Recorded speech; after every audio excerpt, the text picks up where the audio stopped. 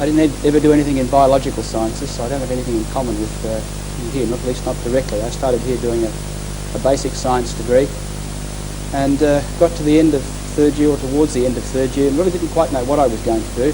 But fortunately for me, the Professor of Organic Chemistry here, Ron Thompson, came up to me one day and said, "How'd you like to do honours?" And I said, "That sounds like a pretty good way to fill in a fourth year. Why don't I do honours?" And he didn't come up to me at the end of honours and ask if I wanted to go on to do masters, so I didn't get a choice to go anywhere. I left here then and ran a small business of my own. I was a bit of a photographer. I didn't have teas back in the days when I came here. You had to support yourself somehow. I had a father who dabbled in photography a bit, so I used to go out and take wedding photos and things like that. And I left here and ran that for a while. Not the greatest way in the world to make a lot of money, I've got to tell you. You can make a lot less than tea, sometimes you can make a lot more. So I came back and completed a dip ed and went out and taught for a while. Secondary school teaching, did a B.Ed while I was here, and then about 4 or 5 years ago left the teaching profession. Anyone who's particularly interested why, thinking about teachers, we might talk about that later, and joined the big wide world of business. And I guess that's why I'm here today. I left and went to Ford initially, and the significance of my job at Ford to what I'm going to talk about today is that for 2 years at Ford I was responsible for all of the recruiting that went on, initially for graduates, people who joined the Ford graduate program, and then eventually for all salaried employees within Ford. Following that, I've now left and gone to Herxt and broadened that role a little. I'm still responsible for recruitment as well as some other things. And what I'm going to talk today about primarily is the process that all of you are going to go through at some time of your life, and that is the process of attempting to match you with a job, the employment process. I couldn't possibly cover that subject for reasons that will become obvious in a little while in the time available to me, so I'm going to deliberately be as provocative as possible in the hope that by the time I've finished you will have been stimulated to think a little bit about what I've talked about, perhaps use the document that you've got in your hands and do a bit of further research. But bear in mind that perhaps I'm stretching things a little bit too far that way, but I'm doing that only because it's a very important issue, and if you don't address this issue properly, then you'll find yourself still sitting here in a few years' time, or you'll find yourself in a few years' time looking back and saying, well, I wish I'd done something a little differently. Perhaps the first thing I'll do is to say, give you a piece of scientific evidence. It is an incontrovertible scientific fact proved by research over the last 5 years or so, and it is only over the last 5 years, that the single worst way of deciding who should get a job is through an interview. There is absolutely no question about that whatsoever. So let's make sure that we all understand that and we start from that base. If you'd asked personnel people in my job about 10 years ago, they wouldn't have agreed with that statement, and there was no real evidence to back it up. But I don't think there is anybody who will come out here and talk to you, or who you get a chance to talk to, in the employment business nowadays who would seriously dispute that statement. And from here on in, I guess you better keep that in mind, particularly as the decision to employ you is likely to be based in large measure on an interview. I suppose there's a fairly significant question running through your minds at the moment, at least there was mine when I got to this far of preparing the charts, and that is, why the hell do we continue going through this process? And I hope that one of the things I'll do over the next 20 minutes or so is explain to you why it is, given those two facts, that things are still going the way they are, and why in the foreseeable future they're going to continue going on the way they are.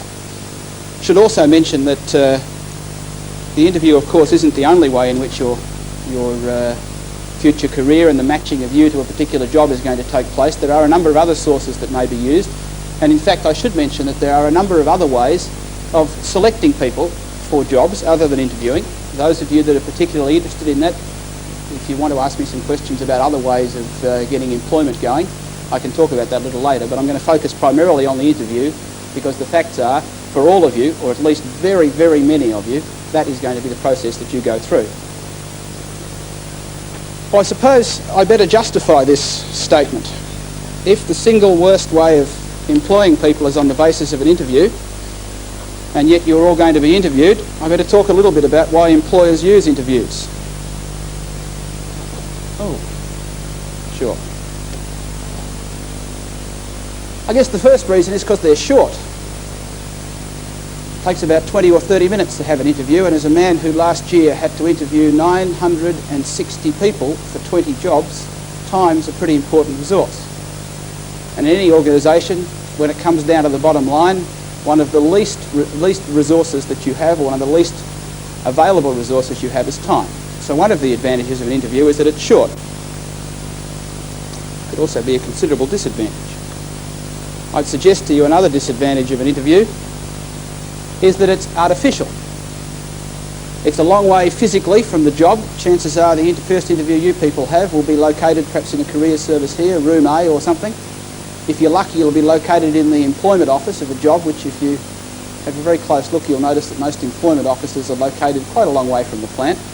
Those of you that like thinking about things might like to try and work out the significance of that. It's also a long way psychologically from the job that you're about to do. If it's physically removed, the chances of you being able to get a real clear idea of what the job is about, if you get a real feel for the organisation, are very remote, because the interview is likely to be conducted in a way that is quite psychologically removed from what it is that you're going to be doing on the job. Chances are the job you're going to do is not going to involve sitting in front of someone for 20 minutes and talking to them, and yet that's the way that you're going to be assessed during an interview. It's traumatic. If you aren't nervous about this interview when the whole of your future depends on it, then you bloody well should be. There's something wrong with you. So the chances are it's traumatic. It's probably also traumatic for the interviewer, if only because you're the last one out of 26 for the day. It can be a fairly traumatic process. And I suggest last of all, and probably worst of all, it is horrendously subjective. You know very little about the company, probably don't find out much during the interview. You know less about the job, and chances are the interviewer knows even less about you. So given all those sorts of things, why the hell do we bother having them? I haven't presented a particularly good picture, and I've got to tell you that I got to about this stage in the preparation and I was wondering about whether we were doing the right thing. So I thought I'd better spend some time talking about exactly what it is that employers want interviews for. I've already mentioned time. For all of their problems, they are time efficient. There is no doubt about that. They are a very good way of getting a lot of information in a very short time. Some of the other methods of employment can take up to a week. We have just been through a process in my organisation of selection which has taken 5 days and an enormous amount of manpower, quite apart from the time. Another reason why employers use interviews is because they're personal. Some of the other interview methods are rather impersonal, but at least in an interview you can sit down, stare the man straight in the face, and assuming that the nerves that we were talking about earlier aren't too bad, you might even be able to ask some intelligent questions and give some intelligent answers. So at least it's personable. One of the more interesting reasons why employers use interviews is because they're expected. If I walked in here and pointed out 2 or 3 of you and said you've all got a job with Perks, I suspect there would be the rest of your peers turning around and saying, I wonder what he's got that I haven't got. How did this bloke make that decision? And the chances are very likely that all of you expect to be interviewed. Most job applicants expect to be interviewed. It's an expectation of the process. Personnel managers expect to interview people, and people expect to be interviewed. So one of the reasons why they keep going is because people expect them to keep going. Not necessarily a good reason for keeping them going, but a reason why they go. But by far the most important reason why personnel people keep using interviews is the old ostrich head in the sand. This bloke over here might not be able to interview people properly, but I can. I have been trained, my interviews are set up properly, I know all about it, so his might be unreliable, but mine are reliable. And I suspect, if you think about that, that's a very large reason why people continue to use interviews. Either because they believe they can change the structure in some way, or they believe that by training the interviewer in some way they can remove this inherent unreliability that we were talking about. And I hope we'll spend a little bit of time, we might investigate whether or not that is possible. Changing the structure of an interview. How many of you have been for a job interview? Oh, most people. Let's have a few more quick straw polls while we're here. How many people sat down in a room somewhere removed from the job site? Yeah, about half of those again. How many people had only one interviewer, faced one person at a time? Anybody have more than one interviewer, faced more than one person at a time? Okay. Anybody been back twice for the same job? Yes. 3 times? Did you get the job? Yes, you did. You got, what is, oh, it was a vacation employment or something, was it? Yes, you got it. Okay. A number of those are ways to change the structure of the job. One way to change the structure of the interview, one way to change the structure of the interview would be to conduct more than one interview. Instead of trying to get the whole job done in one interview process, you get somebody to do the job, cut out half the people or 3/4 of the people or 9/10 of the people, and then give someone else a chance to compare rankings for the top few. So by spreading the number of interviews around, the theory goes that you remove this inherent unreliability of the interview. You make it a little bit more reliable by getting more than one interview to check the thing out. Another way, as some people observed, was to get a panel of people together. If one person can't do it properly, surely two can, and certainly if two can't, three must be able to do it. If you take that to its logical conclusion, you get all 1,000 Herxt employees to sit down and interview everybody, so perhaps we don't want to take that too far. The third method is an interesting one, and it's one which a lot of you might not have come across, or some of you might have been through and not realised. And that is to change the whole structure of the interview, or to devise a structure in such a way that everything that is done is exactly the same for every applicant. Now, if you think about that, it's got some inherent logic about it. One of the problems I mentioned about an interview was it was subjective. One of the reasons it's subjective is that if I'm the interviewer at 4 o'clock on a Friday afternoon, I want to get you out of there as quickly as I can, so I mightn't ask the same penetrating, thoughtful questions I asked at 9 o'clock in the morning. But I'm still going to make the same decision based on those. So one way to avoid that is to give me as the interviewer a structure and say, all right, Mr. Interviewer, you will ask everybody this question, you will ask it in the same way, and you will record their results in this way. And those of you that have got the handout, and those of you that get it later, don't go looking at it now, you will find in there an example of a structured interview guide. And that is one way in which employers are attempting to overcome this inherent unreliability, by having a sort of a cloned interview where everybody gets asked the same questions. You might like to think about that and decide whether or not you think it's a good idea or a bad idea. And if we have some time at the end, you might like to ask me. But there are some significant ways in which people are attempting to change the structure of the interview to make them a little more reliable. However, by far the greatest way in which people are attempting to make interviews more reliable is by training the interviewer. In my previous employment with Ford, we produced that booklet, which has 46 closely written pages. See, in Ford Motor Company in Australia, there are something like 5,100 people who can be involved in the interview process. Talk about subjectivity, trying to get 5,100 people to all think the same and look the same, you've got no hope. This was one attempt at that process with 5,000 people. With my current employer, there are only about 300 people who are able to interview people. Perhaps I should explain that. In both environments, both companies, and it's a very common practice in most companies, the personnel department does some sort of initial interview. They're the ones that have got some training, but they don't know very much about the job. Then you get someone who knows a little bit about the job but hasn't got any training, and hope you can sort of match them together. And that's where this 5,000 number comes from at Ford, and where the 330 or 350 odd people come from at Herxt. In the Herxt environment, because we've only got 350, we have a 3-day training program. Every single person within Herxt Australia who ever interviews anybody for a job spends 3 days in a training program. And the handout that you've got in front of you are bits and pieces that I've selected for various reasons from that 3-day training program. And we put them through all sorts of things. We stand them in front of video cameras like this and put lights on them and then let them have a look at themselves to see how well they performed. We do all that sort of stuff. We give them all sorts of examples of what to ask and what not to ask, and of course we've got the current experience with the law coming in and talking about equal opportunity, and I'm not allowed to ask you whether you're a male or a female. I'm certainly not allowed to ask you whether you ever intend having any children or any of those sorts of questions. So we've got that part of the process as well. We've got to make sure that our interviewers meet the legal requirements, but we're also, as much during those 3 days, trying to make them as consistent as possible. Because I would like to think that everybody who makes an employment decision within Herxt makes the right decision. And out of the great mass of applicants that I've got sitting here in front of me, I can find the one in here who matches my requirements and their requirements perfectly. And that's what that 3-day course is about. Oh, we also do some other things, but both in Ford and in Herxt. We do some analysis of, statistical analysis of interviews. Very cruel process. What we do is we sit down and we have a look at things like how long people stayed in the job after they were interviewed, We give them an interview when they leave, and we say to them, are you leaving because you were told lies when you were interviewed, or something like that? And if the answer is yes, then we scream straight back to the person that interviewed them and jump on them. So we do that sort of statistical analysis. Occasionally and randomly, someone will get rung up who applies for a job and gets told, we want to interview you again, and they won't understand why, but the reason is that it's an internal validation process. We'll get two people to do the interview at separate times. Don't tell the applicant. You don't worry about applicants, they're just cannon fodder. You can use the statistics and all that sort of stuff. And we do this sort of random re-interview process, and then the poor interviewer who's being checked out, we make sure that he's got ticks in all the right boxes so that he is being consistent and has followed the 3-day course.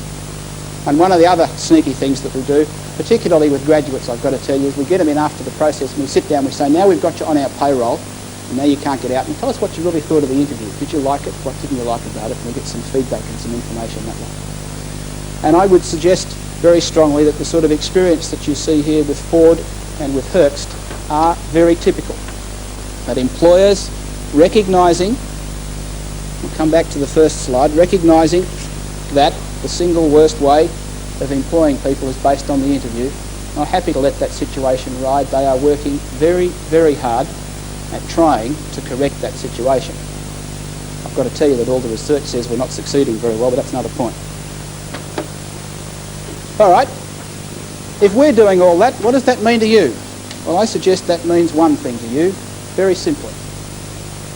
If we're devoting all these resources to training our interviewers, we're not going to devote any resources to training you. You've got to train yourselves. If you are going to face up to a group of people who are recognising this fact and doing their best to correct it, then the only way that you're going to succeed in that process is if you do something for yourselves. Now, you've got some help and some resources, and Greg sitting down here talked before about the career service. That's one way of getting information. I'm going to suggest some others. But the fundamental message that I want to get across to you today is that you're facing an increasingly well-trained bunch of people. I've got to tell you, that doesn't really make very much difference. 20 years ago, we weren't very well trained. We were still making the same decisions. So you're just a little better off than you were previously. But the implication for you is, if you want to succeed in this process, you've got to do something to train yourself. What can you do? Well, I suggest that there are a number of things you can do. I suggest the first thing you can do is to train yourself in the area of interview techniques. I think there are a number of ways you can do that. One thing you can do is get practice. There is no doubt about it, the more practice you have, the better off you are. However, I've got an important rider at the bottom there. Don't use the real thing as practice. One of the problems with using the real thing as practice from my side as well is that interviewers used to use the real things as practice. The people who used to get the job in organisations 10 years to interview graduates were the people that had done the most interviewing. It probably meant they were the people who were most bored seeing these stupid, faceless, numerical number of people coming through, and probably did a very bad job rather than a very good job. So there is a problem from the interviewer's side of getting practice on the job. There's also a problem from your side. One of the problems from your side is, one of two things is going to happen. If you go into this job interview intending to use it as practice, it means one of two things. Either you didn't really want the job in the first place, and if you didn't really want the job in the first place, then the employer thinks you're wasting his time and you think you're wasting his time. That's a mental attitude. That's going to come out in the process somewhere. Or you really want the job, and if you really want the job, I ask you, so what are you doing in there trying to practice? If you really want it, you've got to go at it the best way you can. So there are a number of ways of getting practice at interviews. I'm putting a bit of pressure on Greg here because one of my beliefs is one of the best ways that career services can help people, and it's a really difficult job because look how many people there are here. How are we going to arrange practice interviews for all of you? But there is no doubt that the best way is to get a chance to do it and to see yourself. One of these things down the back here. You ought to see what one of those cameras will do to a 40-year-old line manager in a production environment who's been working for 25 years, hired 100 people, and you stick him in front of one of those, he goes through his beautiful interview. He has no pressures on him. He puts his suit and tie on for the first time in 5 years, sits down in front of it, asks all the right questions, then you show him the video and he says, you edited that. That's not the way. I didn't do it that way. I don't do that. And the same will apply to you, and you've had nowhere near the experience that he has had. So if you get any chance to get yourselves in an environment where you can use one of those, you should take it. Any other opportunity that you get to get some practice is useful. One way of getting practice without actually going through the process is to do a bit of watching and listening. I saw about 50 or 60 hands up here of people that had had job interviews? Let me see some hands for people that have actually talked to their friends about that job interview. And I don't mean, Jesus, he was an awful bloke, he was only interested in the length of my hair. I mean, what went on in the interview? What sort of questions did he ask? What sort of answers did you give him, and where did those questions lead? Anybody actually been? Yes, we've got a couple. Yeah, good. The rest of you should be doing the same sort of thing. You have got an enormous body of knowledge out here.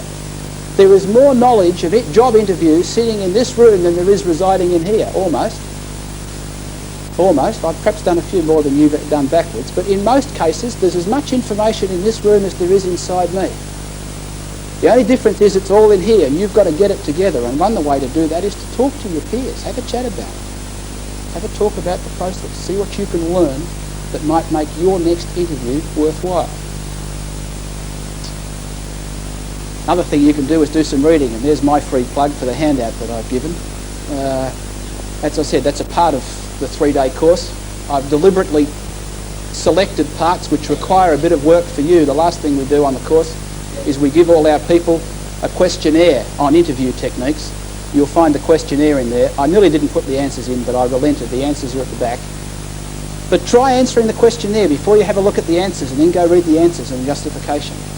And there are also a couple of other bits and pieces in there which I've deliberately chosen because I hope they not answer questions but raise as many as they answer. But there's plenty of reading around, and the best place to get use of the reading is at your own career service. You're in a wonderful position while you're at university, a position that doesn't apply to normal other people of your age. If you are employed in a job now, and there are plenty of your peers your age who are currently employed in jobs, you would not have a group of people who are sitting back and their sole job is to help you get another job.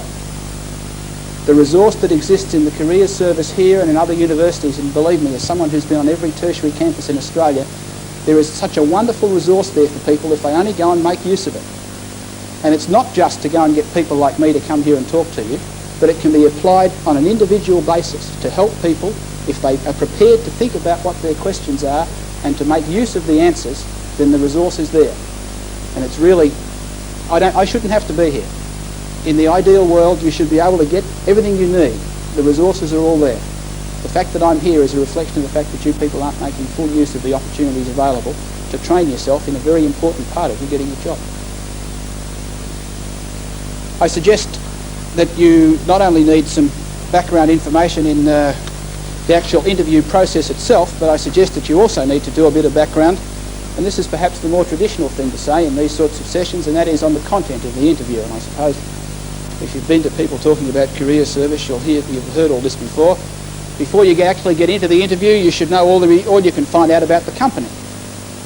Not just the fact that we had 360 employees in 1976, which was a piece of paper I found in Greg's files about 6 months ago and threw out, which is our fault for not updating it. But there's an enormous amount of information on companies in careers libraries. I've got to tell you a factual story. It doesn't apply to Latrobe, but it does apply to Melbourne. I have had my own personnel people go into the Melbourne University Careers Library to get information on our competitors, because you can get more information from there than we can get from our own sources. It's a wonderful resource of information background, just to get yourself a feel for the company. One of the most difficult things to convince anybody about is how important this feeling business is. I've had a very varied career, and every time I've gone from one thing to another, running my own business to getting into teaching, to getting into Ford, and then into Herxt, each of the roles has been different. Each time I've gone in there and said, yes, the money's right, the job looks about right, I get a company car here, I didn't get one here, all of those sorts of things. And a week after I've got in there, I thought, gee, I wish I'd looked at this process a little more closely. There's something about this place that is either great, as in the case of my current employer, or not so good, as it was in the case of Ford. I have to say that. But this attitude, this approach, getting a feel for what this company is like is so important, and it is not that difficult. It just requires a bit of an effort. It's pretty hard when you've got 30 interviews in one day, or 4 or 5, which I'm sure some of you have when the careers week is on. It's a very difficult time, but the more information you can get, the better off you are. And you can get some more specific information on what other jobs available, what particular things, not just what the company offers, what sorts of jobs are available. Ford is a good example of that. Ford hires about 20 to 25 graduates a year. About 8 or 9 of those every year are engineers, so you can all forget those. The next 10 or 11 could be filled by anybody, absolutely anybody. But people get scared off.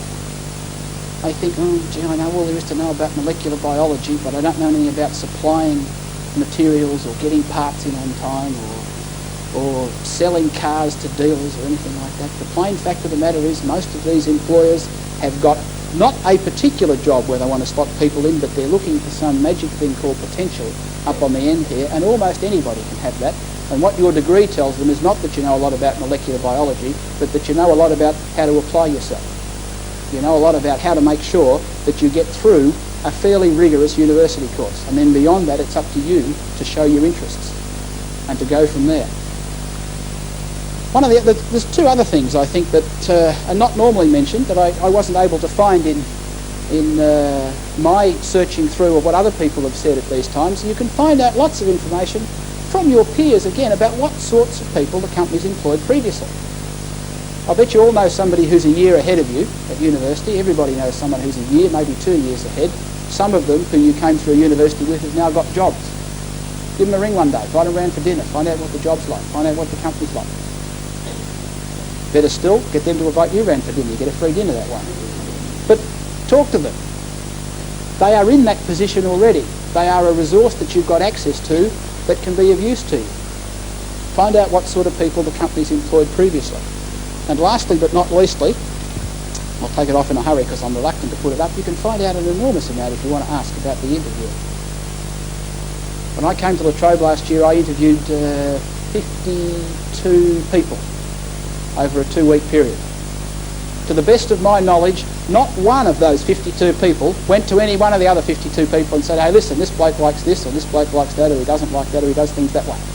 Not one. This university's not a good example because Ford's not a major employer from here. Melbourne University, I interviewed 195 people and still not one of them went and told anybody else what I was like. They all came in. What do you want? Over 4 or 5 weeks. And there I was the same bloke. I'm human like everybody else. I have my likes and my dislikes. I'm just as subjective when it comes to an interview as everybody else. I'm just as susceptible to a pretty woman as anybody else is. Is that sexist? Am I allowed to say that or not? All of those things are available for you to find out. Come to the careers service here. They put a big sign up on the wall which says Charles Brass will be interviewing the following people. Even if you don't know them, the names are there for you to find them out. You just got to have the guts to walk up to some total stranger and say, excuse me, what is that bloke really like? And I suggest to you that 2 things will happen if you do that. 1, you will feel more comfortable when you get to the interview, and 2, you'll put me on my guard a little bit. Because I got all the advantages. I got the collar and tie. I get the big chair, you get the little chair. I get all of those sorts of advantages, and in comes someone who knows something about me. Someone who says, don't tell me the joke about the ducks, I've heard that one. And I say, oh, I've got one here, I've got a real live one here, I've got to watch what I'm doing. And I suggest that both of those, the fact that you're a little more confident and the fact that you put a bit of pressure on me, means that you're likely to have a good interview and a better interview. And that doesn't just apply to campus interviews, it applies to any of the jobs that you're going for. Australia's got a wealth of large employers. And it's a fact, despite the fact that so many of the jobs in Australia go into small business, so many of our university graduates go into large employers. One of the things about large employers is there's lots of information about it. You've got to go there, make the use of it.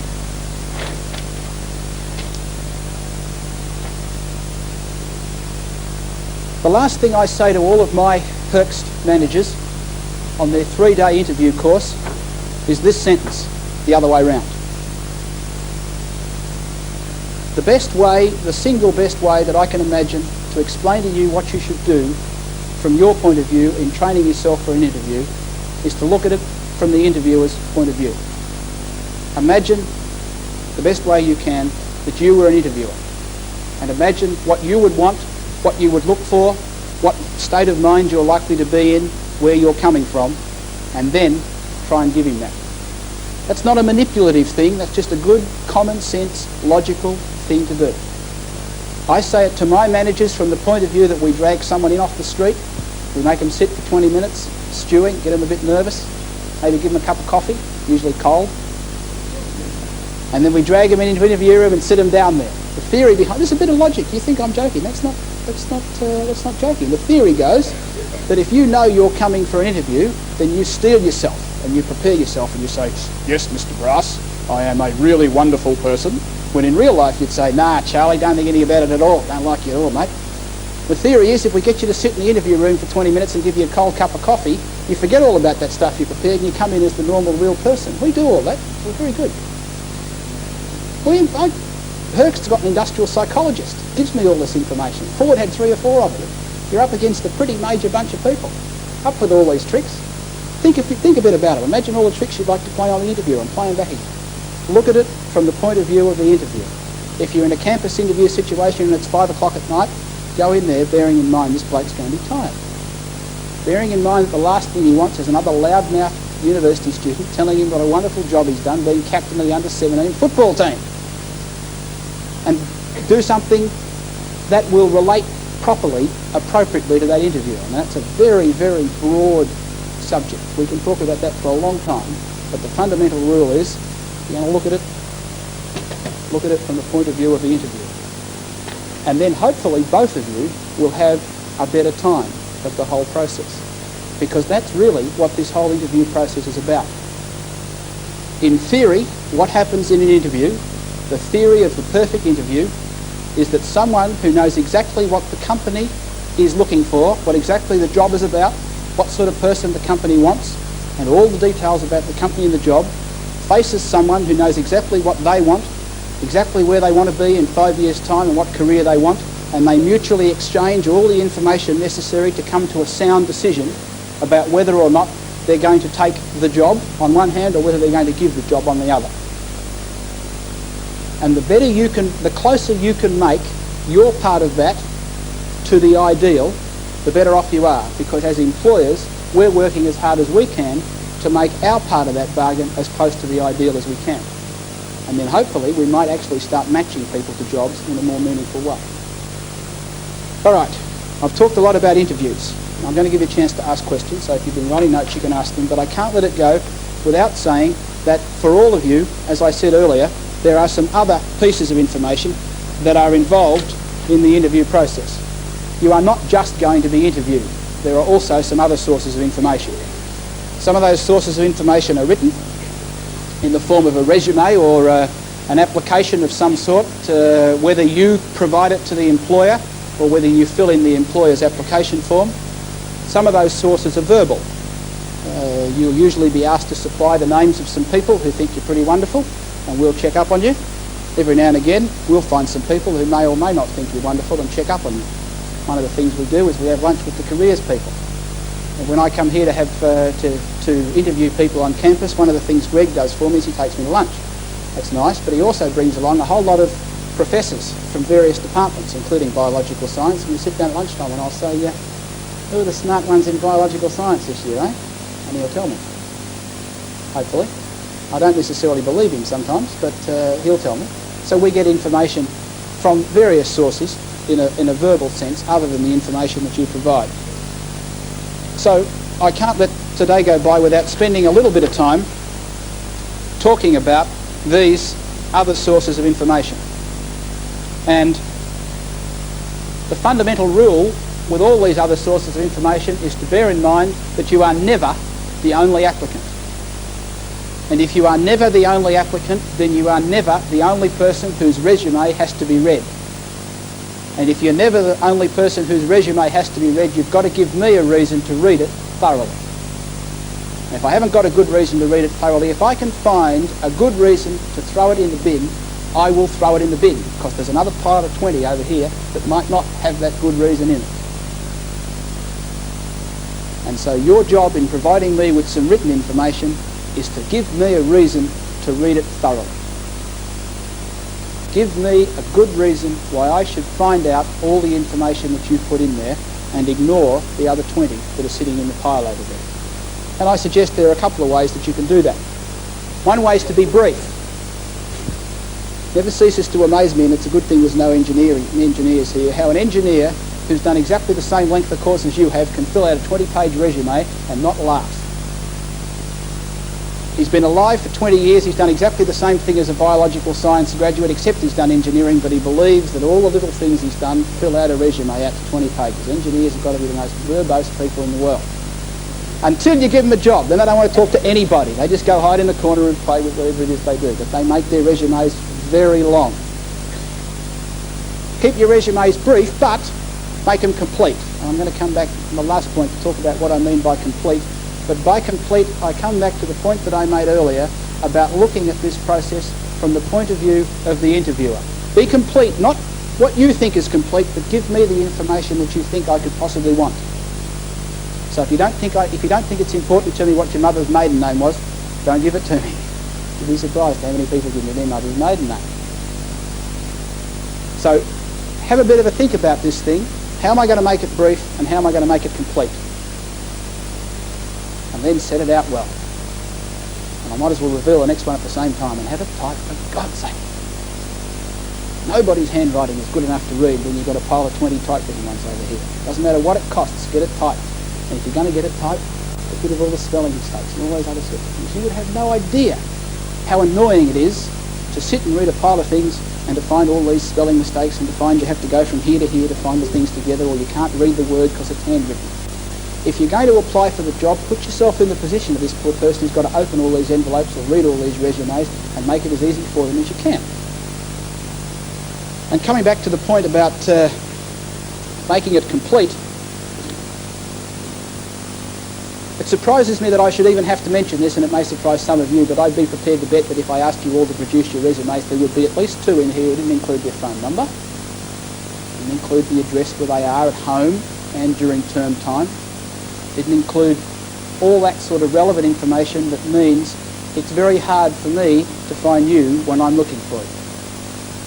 So bear in mind that when you leave that interview process, some interviewer somewhere is going to may want to find you. If he doesn't want to find you, then don't give him the information, but you want him to be able to find you. And if you think about it from that point of view, give him all the information that's necessary. And I mention that for university students particularly because so many of you don't live at home. You live in college or something like that. You give us care at Chisholm College. I ring up Chisholm College now. It's vacation time. Gone home. What's the home address? Can't give you that. Don't know it. Another one we don't have to employ. Get rid of that one. Go and find someone else. So if you're going to give us some written information, I think those are some appropriate rules for providing that written information. I'm not going to say very much about verbal information that's supplied about you because you don't have very much control over that. I presume I don't have to tell you that if you're going to give someone as a referee, word them up a bit so that they do say you're a nice person or say whatever it is you want to say about them, what you want them to say about you. But it is important that the question of referees is a significant one. Very few employers will accept a resume without referees listed on the bottom, and then very few employers will actually ring the referees. That's another matter. But if you're going to put someone down at the bottom as a referee, give them a copy of your resume. Here you are, George. This is what I say about myself. When they ring you up, at least back this up a bit, would you? Let them know that they're involved. Give them the information. Tell them that you're putting them down as a referee, and give them, even better, tell them what companies you put them out. You've given them an application for, so that they have some. They're pre-warned. The number of times I make contact with a referee who says, "Oh, well, yes, I know Sarah, and known her for 20 years, but I didn't know she was applying for jobs." And we chat and say, "Oh, yeah," and by the end of the interview he says, "Oh, by the way, what job's she applying for?" And I have no idea. And I get all the information I want out of this person without the other side of the party having briefed that particular job. So I better shut up. I've talked for far too long. Try and make a point that I went and saw Alan Pease, the body language guy. Know the body language guy? Anybody ever heard of Alan Pease? He says that the research proves that the attention span for the average white Caucasian male who is sober is about 17.5 minutes, and I've exceeded that by a long way. But let me finish up by sticking that back up there as a reminder to you of the process and saying thanks for listening, and have you got any questions? Yes?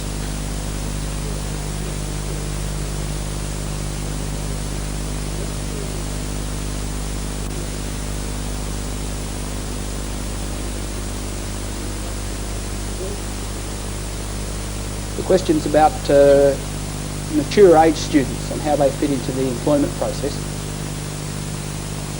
I think the answer to that is that one of the spin-offs of the awakening in corporations, and I I should have emphasised earlier that this process that I've talked about really does apply to large corporations only. It applies to corporations which have personnel departments effectively, and by far the majority of employers in Australia don't. Majority of employers in Australia are small businesses where the manager or the owner is the man who is doing the interviewing. So I can't talk with any authority for them, but in terms of large employers, there was a time about, I would say 3 or 4 years ago, and it may still persist in some companies, where there was a natural culling out process that you went through.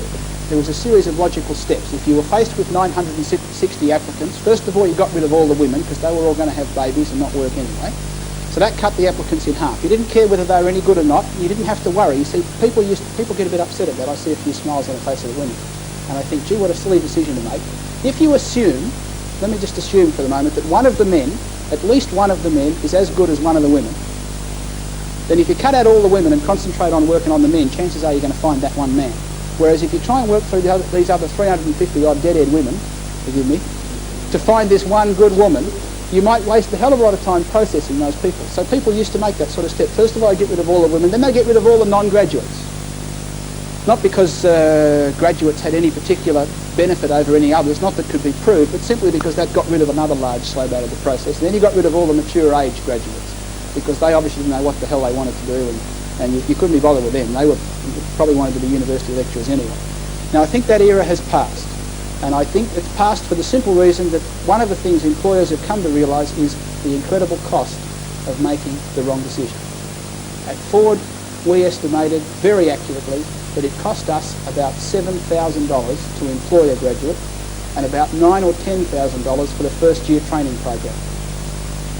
So an incorrect mistake cost us an incorrect employment decision cost us $20,000. And then we sat down and worked out how much it had to cost us to make our interviewing processes more applicable, so that we didn't just eliminate women out of hand and didn't just eliminate mature students out of hand. And one of the conclusions we came to was that we could tune up that interview process and make that more efficient for much less than $20,000, which was the cost of making a mistake. So I suggest that nowadays, most employers, their employment process is to go through the process that I've described here. Instead of sitting down and saying, well, I'm the Ford Motor Company and I've got 20 jobs next year, who will I employ? And go out and finding what's around. We sit down and we say, right, we have 20 jobs next year. These are the jobs. And in the case of graduates, and this applies to mature age students as well, we would say now, we're not just interested in staying in this job for the rest of their life. Here are the sorts of jobs they might like to progress to. And in both Ford and Herxt, the people who work for me fill that out in fairly great detail. And by the time we get to the end of that process, we have some idea of the sorts of things we're looking for. And the plain fact of the matter is, we're as likely to find that in a mature age student as we are in anybody who's not mature age. And I think that's the attitude that people are taking nowadays, rather than the other way around. But I don't think I can deny that it used to take place in the old way, and so there's probably some relics of it around. Can I answer your question?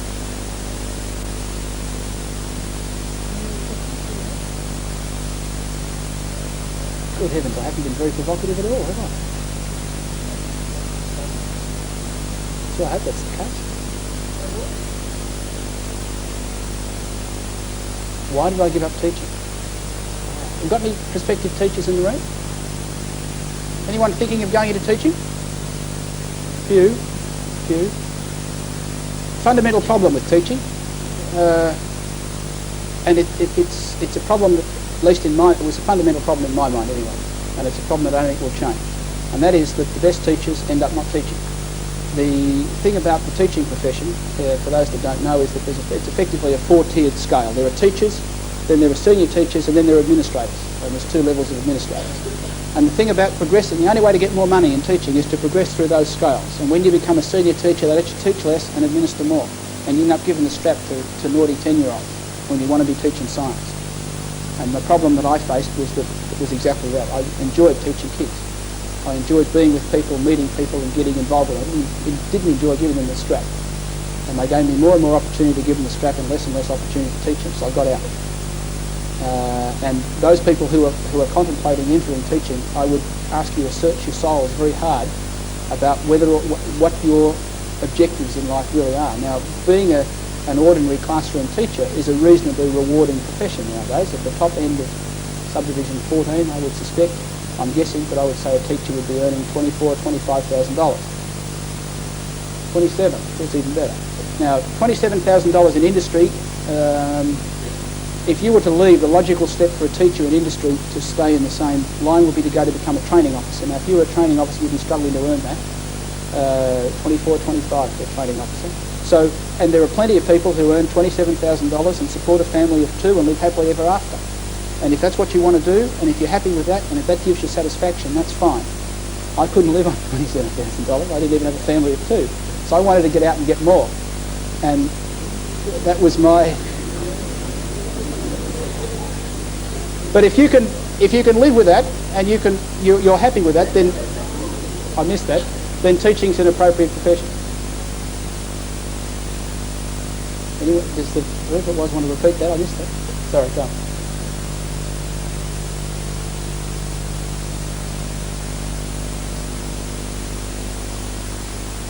Zero. I left teaching and applied for a job with the Ford Motor Company as a training officer. And after I was employed, one of the things they gave me was all the reject applications for all those who weren't employed. There were about 100 applications, and 85 of those were school teachers. And 75 of those 85 said, we don't care how much money you give us, just get us out of teaching, we hate it. And that's very common in the training officer industry. Perhaps I should talk a little bit about what training officers are. A training officer is a person who does in industry what a teacher does in school, effectively. There are all sorts of things people need to be taught about, and training officers do that. The 3-day interviewing course that I talked about here, for about a day and a half of that they have me, and for about a day and a half they have a training officer who manages the activity. And that's a very logical step for people to get into. And I decided to leave teaching and saw the job advertised and went for it with absolutely no expectation of getting it. The logical, to give you an idea of what my thought processes were, I decided I wanted to get out of teaching. I decided I needed some more qualifications, and so I applied to do a Master of Business Administration. The theory behind that was that it would give me the appropriate lead into industry, and I expected to teach for another 4 years, during which time I completed the MBA and then get out into industry. Now, as things turned out, it didn't happen that way. I applied for the job and got it. Walked into Ford the first day, had to buy a suit to go for the interview. Principal used to love me at school, tracksuit and runner's guy, loved all that. Arrived at Ford the first day at about 8:05 to find the boss standing at the door and saying, what do you think, this is a country club? And as a bloke who'd been a school teacher for years, he'd gone class till 10 o'clock, he didn't get there till 10. That came as a bit of a shock. And for the next 18 months that I spent in that training officer's job, I learnt very fast what business and industry was about. And I guess I got to where I am now by building on that learning, not as a result of anything that I've done previously. So it would be fair to say that my current employer, who employed me just on a year ago, and employed me into a very senior position, to give you an idea of my position, I'm a director of the company that I belong to, and the company is a $200 million a year business in Australia.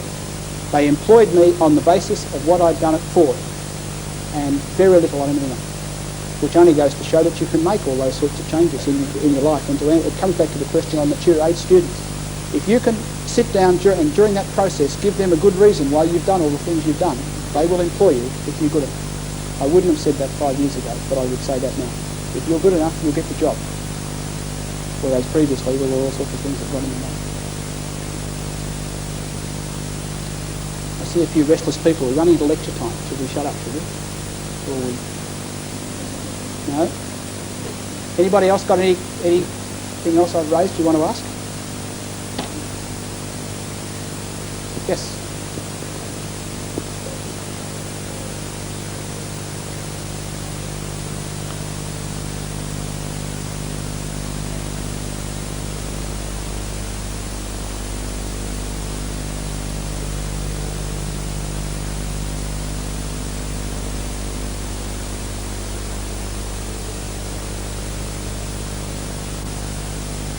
Yes, I think you can.